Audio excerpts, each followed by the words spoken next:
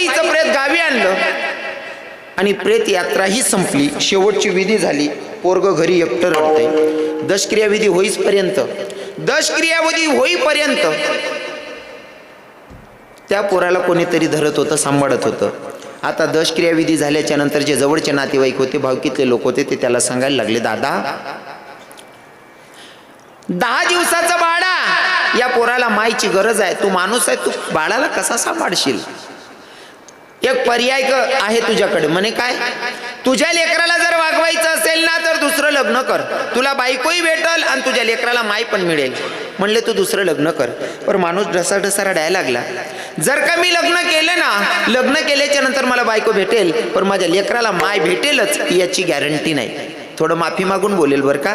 कदाचित काही सावत्र चांगल्याही असतात, तिथंही सांगेल मी 100मधनं 5% चांगल्याही असतात, पण 95% गॅरंटीनं सांगतो, जी सख्खी माय करेल ना ती सावत्र माय करू शकत नाही. विश्वास आहे.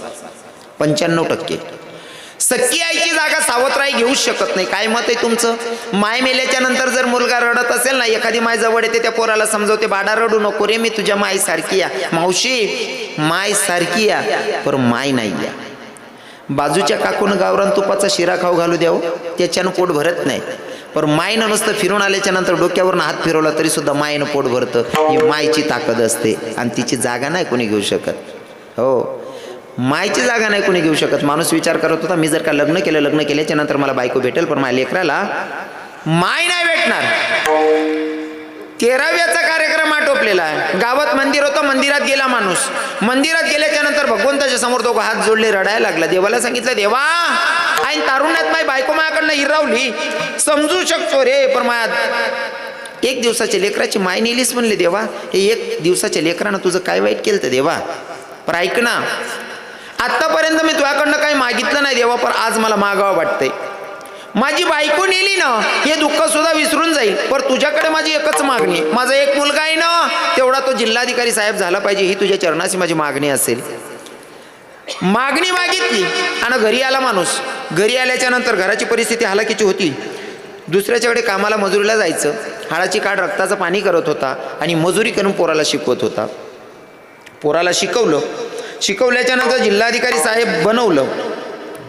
जिल्हाधिकारी साहेब झाला. मंदिरात गेला माणूस, देवाचं दर्शन घेतलं. देवाला सांगितलं, देवा ऐन तारुण्यात माझी बायको हिरावली, ते दुःख विसरलो रे, कारण तुझ्याकडे मागणी मागितली होती. माझा एकुलता एक पोरगा जिल्हाधिकारी साहेब झाला पाहिजे. झाला ना माझा मुलगा जिल्हाधिकारी साहेब. जगातलं कोणतं सुख नाही भेटलं तरी चालेल, मी जिल्हाधिकारी साहेबाचा बाप आहे ना, योच आनंद माझ्यासाठी भरपूर आहे. बस, मला जगातलं कोणतं सुख नको आहे. महाराज, मंदिरातून माणूस निघतोय बाहेर, तोपर्यंत नातेवाईकांचे फोन चालू झाले. का हो, पेपराला बातमी वाचली, तुमचा मुलगा जिल्हाधिकारी साहेब झाला, मग त्याचं लग्न नाही का करायचं? हो, जिल्हाधिकारी साहेबाच्या बापानं सांगितलं. म्हणले, हो ना, लग्न करायचं ना पोराचं. सुंदर मुलगी बघितली, लग्नही ठरलं, लग्नही झालं. लग्न झाल्याच्या नंतर ती नवीन माय घरात आली. घरात आल्याच्या नंतर थोडे दिवस निघाले. थोड्या दिवसाच्या नंतर ती नवऱ्याला सांगायला लागली, जिल्हाधिकारी साहेबाला म्हणले, साहेब तुमचा म्हातारा घरातच असतो, एक काम करा ना, घरामध्ये तुमचा म्हातारा थुंकून घाण करतो, त्याच्यापेक्षा ना असं करा ना, म्हाताऱ्याची खाट ओट्यावर टाकायची का? जिल्हाधिकारी साहेबांना थोडाही विलंब न करता बापाची खाट ओट्यावर टाकली. थोडे महिने निघाले. बाईनं पुन्हा सांगितलं, का हो साहेब, तुमचा म्हातारा ओट्यावर झोपलेला असता, थुंकून पार अंगण खराब करतो, येणारे जाणारे सुशिक्षित लोक आपल्याकडे येतात, लोक काय म्हणतील? जिल्हाधिकारी साहेबाच्या अंगणामध्ये किती घाण असते, त्याच्यापेक्षा ना असं करा, म्हाताऱ्याला कुठंतरी पाठवा ना.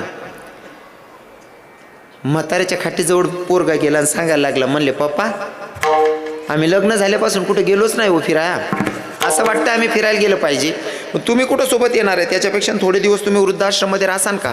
बापानं सांगितलं, बेटा तू वृद्धाश्रममध्ये ठेवलं तरी मी आनंदित राहील. मला एकच आनंद असेल की मी जिल्हाधिकारी साहेबाचा बाप आहे. यो आनंद मला काही कमी आहे का? मी जिल्हाधिकारी साहेबाचा बाप आहे, कुठेही राहिलो तरी जमतंय. बापाची बॅग भरलेली 4 व्हीलर गाडीमध्ये बसवलं, बसून वृद्धाश्रमापर्यंत नेलं. वृद्धाश्रममधनं बाप खाली उतरला. अगोदरचे बसलेले बाबा लोक होते, त्यांच्याकडे जातोय बाप. तोपर्यंत ते बाबा लोकांना आशा होती की भैया 4 व्हीलर गाडीमध्ये येणारा माणूस कोणीतरी श्रीमंत असेल, नक्कीच आज वस्त्रदान अन्नदान करायला आला असेल. बाबा येऊन बसले. तोपर्यंत ते बाबा लोकांनी विचारायला सुरुवात केली, का हो दादा, तुम्ही तर काय अन्नदान करायला आलात का, वस्त्रदान करायला आलात का? म्हणे, नाही हो. मग काय नाही. म्हणले, मी इथंच राहायला आलो तुमच्यामध्ये. त्या प्रत्येक बाबाच्या डोळ्यात अश्रू होते. त्या बाबांनी विचारलं, आता तुम्ही सुद्धा आमच्या यादीत आलात? म्हणे हो. पण बाबा तुमचं इथं यायचं काय कारण? तुम्हाला सोडायला आलेला कोण आहे? म्हणले माझा मुलगा. मग का हो तुम्ही आलात, तुमची पत्नी? माझी पत्नी हा एकच दिवसाचा होता, याला जन्माला घातलं आणि माझी पत्नी मरण पावली. मग तुम्ही दुसरं लग्न नाही का केलं? म्हणले नाही केलं. का नाही केलं? जर का लग्न केलं असतं मला पत्नी भेटली असती, पण माझ्या लेकराला बाप नाही, माय नाही भेटली असती ना, म्हणून मी लग्नच नाही केलं. प्रत्येक म्हाताऱ्याच्या डोळ्यात अश्रू होता आणि अंतकरणापासून त्या पोरासाठी एकच आवाज निघत होता, अरे कसला पोरगा, ज्या बापानं तुझ्यावर पूर्ण आयुष्य खर्च केलं, तुला जिल्हाधिकारी साहेब बनवलं, त्या बापाच्यासाठी तुझ्या घरामध्ये जर का 2.5x6ची जागा नसल, 2.5x6ची जागा नसेल बापाला झोपायला, तर तुझ्या इतका भिकारी कोणी नसेल. तरी सुद्धा म्हातारा त्या बोलणाऱ्या बाबांना सांगत होता, बाबा दादा बोलू नका म्हणले, माझा पोरगा मला वृद्धाश्रममध्ये जरी सोडत असेल ना, तरी मला एकच आनंद आहे की मी जिल्हाधिकारी साहेबाचा बाप आहे, मी इथं सुद्धा आनंदात राहील. त्यानं तर वृद्धाश्रममध्ये सोडलं, मला त्यानं स्मशानभूमीत सोडलं असतं ना, तरी मी आनंदात राहिलो असतो. इतका उदार अंतकरणाचा बाप असतो. बापाला सोडून निघून गेला.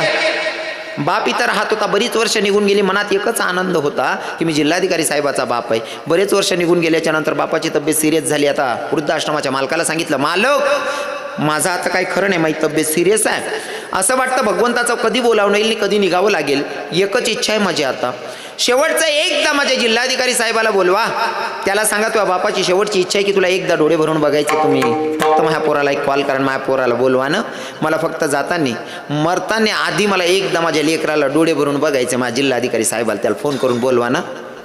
वृद्धाश्रमाच्या मालकानं फोन केला, साहेब तुमच्या बापाची तब्येत सिरियस आहे, तुमच्या बापाची तब्येत सिरियस आहे, तुमच्या बापानं शेवटची इच्छा सांगितली की मला मरण्याच्या आधी माझ्या लेकराला मला डोळे भरून बघायचे, तुम्ही काही करा ना, आत्ताच्या आत्ता निघून या. त्यानं फोनमध्ये सांगितलं, मी आलो असतो पण मी जरा अर्जंट मीटिंगमध्ये बसलोय, मला येणं शक्य होत नाही, जमलं तर उद्या सकाळी येतो, जमलं तर उद्या सकाळी येतो. ऐकल्याच्या नंतर वृद्धाश्रमाच्या मालकाला एवढं वाईट वाटलं, पण अशी बातमी जर का आपण म्हाताऱ्याला सांगितली तर बाबा टेन्शन घेतील, म्हणून वृद्धाश्रमाचा मालक जरा व्यवस्थित पद्धतीत पटवून सांगतो. म्हणले, बाबा तुमचा मुलगा की नाही उद्या सकाळी येणार आहे, तुमचा मुलगा तुम्हाला भेटायला उद्या सकाळी येणार आहे, मुलगा उद्या सकाळी येणार आहे, ही बातमी आज दुपारी माहिती पडलेली आहे. आज दुपारी माहिती पडली की उद्या सकाळी माझा मुलगा येणार आहे. बाप वाट बघत होता, कधी दुपार निघते, कधी संध्याकाळ होते, कधी संध्याकाळ निघते, कधी रात्र होते, कधी रात्र निघते, कधी दिवस उजळतो, कधी माझा जिल्हाधिकारी साहेब माझ्या डोळ्याला दिसतो, या आशेनं बाप वाट बघत होता. सकाळी दिवस उजळला, 7 सव्वा 7 वाजलेले होते, 4 व्हीलर गाडीचा आवाज आला. म्हाताऱ्याला वाटलं 4 व्हीलर गाडी आली म्हणजे नक्कीच माझ्या जिल्हाधिकारी साहेबाची गाडी आली असन. बाप वाट बघत होता, गाडी आली, आला माझा जिल्हाधिकारी साहेब आला म्हणता म्हाताऱ्याला अटक आला आणि म्हातारा जागीच धरणीवर पडलेला. म्हातारा जागीच धरणीवर पडलेला. 4 व्हीलर गाडीमधनं सुटबूट घातलेला व्यक्ती उतरलेला, म्हाताऱ्याचं प्रेत पडलेलं आहे. एकीकडे ते 4 व्हीलर गाडीमधनं उतरलेला माणूस आहे आणि एकीकडे वृद्धाश्रमाचा मालक आहे. प्रेत मध्ये पडलेलं आहे, दोघं एकमेकांकडे बघत होते. वृद्धाश्रमाचा मालक रागातच बघत होता आणि त्या सुटबूट घातलेल्या व्यक्तीला बोलायला सुरुवात केली, यार काय माणूस आहात म्हणले, ज्या बापानं पूर्ण आयुष्य खर्च केलं तुमच्यासाठी, ज्या बापानं पूर्ण आयुष्य तुमच्यासाठी खर्च केलं, तुम्हाला जिल्हाधिकारी साहेब बनवला, रे दुसरं लग्न केलं नाही, पूर्ण तारुण्य जाडून घेतलं, त्या बापानं तुमच्याकडे कधी विचारलं नाही तुम्ही किती लाखाच्या बंगल्यात राहता, तुझ्या बायकोला किती लाखाचं सोनं घेतलं, कधी बापानं विचारलं नाही. अरे मरण्याच्या वेळेस फक्त बापाची शेवटची इच्छा होती की मला एकदा माझ्या जिल्हाधिकारी साहेबाचं तोंड बघायचंय, आणि ती सुद्धा इच्छा तुम्ही बापाची पूर्ण करू शकले नाही. तुमच्यापेक्षा भिकारी जगात कोणी नसेल म्हणला. त्या सुटबूट घातलेल्या व्यक्तीने खिशात हात घातला, खिशातून पॉकेट काढलं आणि वृद्धाश्रमाच्या मालकाच्या हातात ठुलं. त्या वृद्धाश्रमाच्या मालकानं ते पॉकेट फोडलं. पॉकेटमध्ये 2000 रुपये होते आणि एक चिठ्ठी लिहिलेली होती. चिठ्ठी बाहेर काढली, चिठ्ठी वाचायला सुरुवात केली वृद्धाश्रमाच्या मालकानं. चिठ्ठीमध्ये लिहिलं होतं की वृद्धाश्रमाच्या मालकाला की मालक मला येणं शक्य होत नाही, मला येणं शक्य होत नाही, कदाचित माझा म्हातारा जर का वारला तर शेवटची विधी तुम्ही करून टाका आणि अंत्यविधीसाठी मी माझ्या ड्रायव्हरकडे 2000 रुपये पाठवतोय, मला येणं शक्य होत नाही. आता मला सांगा किती मोठी शोकांतिका. ज्या बापानं पोरासाठी पूर्ण आयुष्य खर्च करावं त्या बापानं शेवटच्या वेळेस तोंड सुद्धा दाखवायचं नाही बापाला पोरानं, याच्यापेक्षा किती मोठी शोकांतिका अजून पाहिजे. अजून सांगेल बरं का, राग धरू नका, राग धरू नका, सगळ्यांचे पाया पडून सांगतो. भाऊ जर तुम्ही 2 असताना एकीकडे मायबाप असतील एकाला दोष देणे नाही. भाऊ तुम्ही 3 आहात एकीकडे मायबाप असतील 2 भावांना दोष देणे नाही. भाऊ तुम्ही 4 आहात एकीकडे मायबाप असतील 3 भावांना दोष देणे नाही. पण भाऊ तुम्ही 1 2 3 4 असाल आणि तरी मायबाप जर वेगळे राहत असतील तर मला असं वाटतं तुम्ही 50 लाखाच्या बंगल्यात राहून सुद्धा तुमच्या इतका भिकारी जगात कोणी नसेल. स्वामी तिन्ही जगाचा आई विना भिकारी, नाही का? ज्याच्याकडे मायबाप आहे त्याच्यापेक्षा श्रीमंत कोणी नाही. आणि तुम्हाला सांगू का, भगवंतानं दिलेलं, लोक म्हणतात, आपला कानादेशमा एक म्हण आहे, लोकेशनं दियल पुरत नाही, देवनं दियल सरत नाही. हाय आपली म्हण आहे, पण मना अनुभव सांगस मी. हाय तुमनी म्हण आहे, लोकेशनं दियल पुरत नाही, देवनं दियल सरत नाही. मी ते म्हणस, देवनं दियल सुद्धा कधीतरी सरू शकस, पण मायबापना आशीर्वाद मरस तो सरत नाही. बाप करी जोडी लेकुरांची ओढी, आपुली करवंडी वाढवणी, एकाएकी केला मिरासीचा धनी. हो, बापानं काय नाही केलं आपल्यासाठी, तरी आपण बापाला विसरलो. मी फक्त विषयाला स्पर्श करून पुढे निघणार होतो, पण मला सांगायला आवडलं. माझ्या वडिलांची सांगतायत तो खूप बरा आहे. स्वतःचं नाही स्तुती गेली, वडिलांची गेलेली. माझ्या वडिलांची मिरासिका देवा, तुझी चरणसेवा. तुकोबा राहील ना देवाचा प्रश्न. तुकोबा राय, तुमच्या वडिलांची ठेव तुम्ही सांगताय ना, तुमच्या वडिलांची ठेव तुम्ही सांगतायत, पण मला समजावून सांगा ना, तुमच्या वडिलांची नेमकी ठेव काय आहे, माझ्या वडिलांची ठेव काय आहे, ऐकायचं का देवा? म्हणे हो. मग तुकोबा राय सांगतात अभंगा,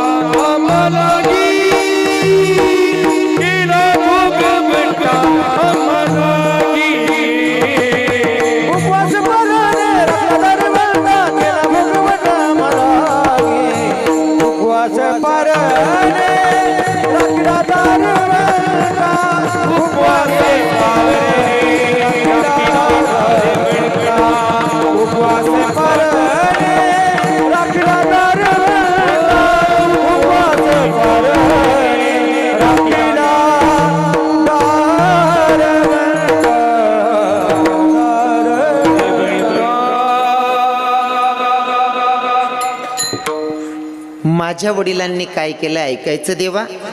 उपास पारणे राखीला दारवंटा, केला भोगवटा आम्हाला गे. आणि ऐक ना देवा, माझ्या पूर्वजांची ठेव आहे ना, ती सांगितल्याच्या नंतर जर मी तुझ्या मंदिरात आलोय आणि आल्याच्या नंतर पण जर मी खाली हाताकन जाईल तर यात आबरू माझी जाणार नाही. उदाहरण म्हणून सांगेल, सप्ताह कमिटीवाले जे वजनी मंडळवाले असतील, सप्ताह कमिटीवाले जे पण लोक असतील, एखादा गावामध्ये श्रीमंत माणूस आहे आणि श्रीमंत माणूसकडे तुम्ही अशा लिस्टने घ्या, सरपंच साहेब समजा हा माणूस 5-50 हजार लाख रुपये आपले दिन बो सप्ताले, असा माणूसकडे 1-2 लाख रुपये देणारकडे घ्या तुम्ही. बडा गावल्यापेक्षा वजनी मंडळल्यापेक्षा कार्यकर्ता असल्यापेक्षा 2-3 लाख रुपये दिन बो त्या माणूसकडे घ्या. आणि त्यांनी बसाडली ना तुमले विचार कसांसाठी सप्तान पावती लेवाले येलेत, आम्ही सप्तान पावती लेवाले येतात, सप्तानी दक्षिणा लेवाले येतात. तुमले बसाडली आणि सांगितो काळजी करू नका, चहा ठेवर याजले महाराज लोक केले चहा ठेव, चहा बी पाच तोपर्यंत जाणार असले समजाड असतो पैसा आला माणूस. भाऊसाहेब महाराज दगलीस हो भंडारा काय काय कजाना बनवून काय काय ना भाऊ, डाळ भात बनायली मटणी भाजी बिजी असं लोकल काम नाही करा ना, 2-4 भाज्या ठेवा दकलीसून. यासले इथली उभारी येस ना, यंदाना सप्ताह खाऊ 1 लाख टाके भाऊ. मग आडूच सांगस तो, एक काम करा आपला 1100 लिखिल्या आणि 1100नी पावती लिस्टी जवळ भजनी मंडळवाला किंवा सरपंच साहेब तुम्हाला कार्यकर्ता पटा खाली उतरतस आणि मजाक मस्ती करणारा पोरे चौकमा बसेलेत, त्यासनी जर त्या पावती येणार असले प्रश्न करा, काय हो सरपंच साहेब आपण घर गायचात कितला भेटणार? 1100. मग त्या पोरी मजा कोणी लिहितील? लेणार नाही का देणार नाही? इज्जत कोणी जाहीर आहे? पैसा लेणार नाही का देणार नाही? देणार नाही. देणार नाही, इज्जत जाहीर आहे. सोपी भाषा मग सांगस. गावमा एक मंदिर पडकं होतं. पडकं मंदिर, जुनं मंदिर होतं.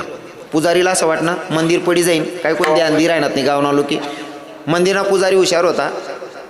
विशाल दादासाहेब कथा आहेत मागे राह घेत का?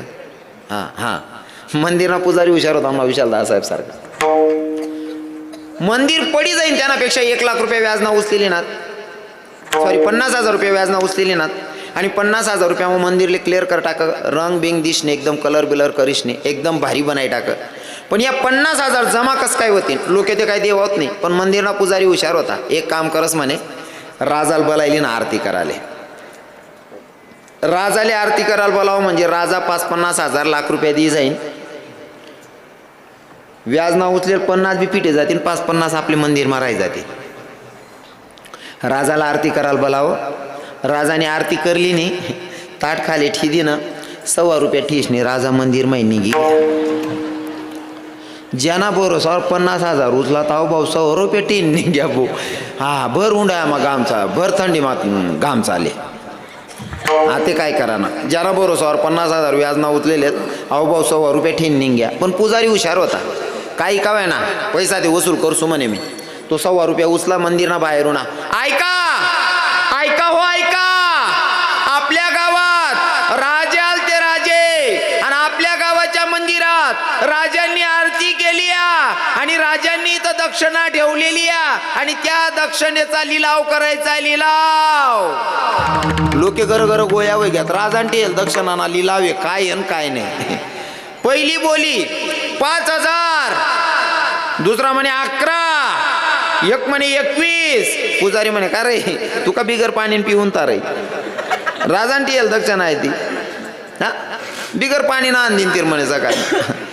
एक म्हणे 30, 41, 50. पुजारी म्हणे निघणार 71, 75, 80, 85, 1 लाख, 1 लाख 1. पुजारी ते आराम लागे ना 50 निघेन, 50 राय घ्या तू. 1 लाख 1. राजाना रथ जाहिरांचा प्रधानले म्हणे भाऊ आत्ते जुनू काय दामलोकच ना वैरे दकी म्हणे. प्रधान होना प्रधान देख आधी ते लिलाव चालू आहे, पयत पयत घ्या म्हणे. राजे तुम्ही ठेवलेली दक्षिणेचा लिलाव चालू आहे म्हणे. मग लाख रुपयापर्यंत पोची घ्या लिलाव. राजान डायरेक्ट उडी मार दिली रथवर जाईन. पयत पयत पुन्हा पुजारी ना हात धरी पाडा, फक्त मोठ उगाडू नको, 1.25 लाख दिसू म्हणे.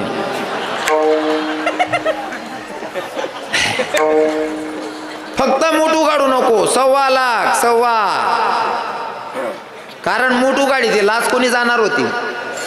राजाने जाऊ द्या, एवढा राजा 1.25 रुपया कोणी इज्जत जाते. राजाने जाणार होती. म्हणीशीन भाऊ फक्त मूठ उघाडू नको, 1.25 लाख दिसू. तवशनी मन पडेल आई जाकेल मूठ, तवशनी मनशी आई.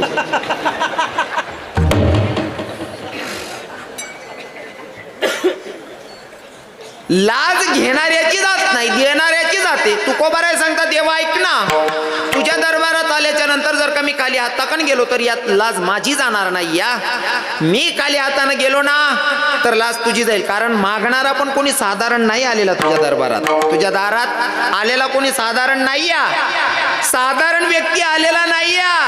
आणि पूर्ण परंपरा सांगितली तुकोबारायांनी.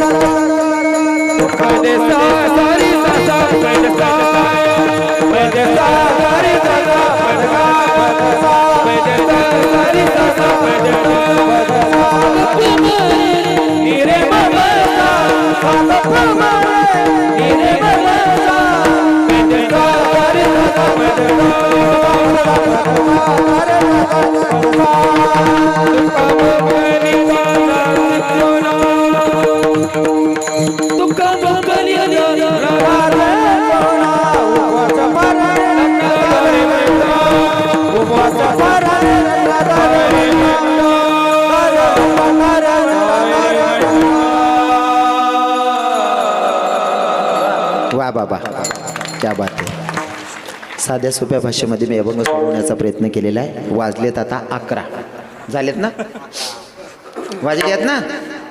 बापरे, तुम्ही असा घुस काय कसा 11 वाजे घ्यात ना, आवरू ना मग. हा नाही, सरपंच साहेब कथा आहेत, कथा आहेत ते आव दूर आणि कुशाल पैसा आता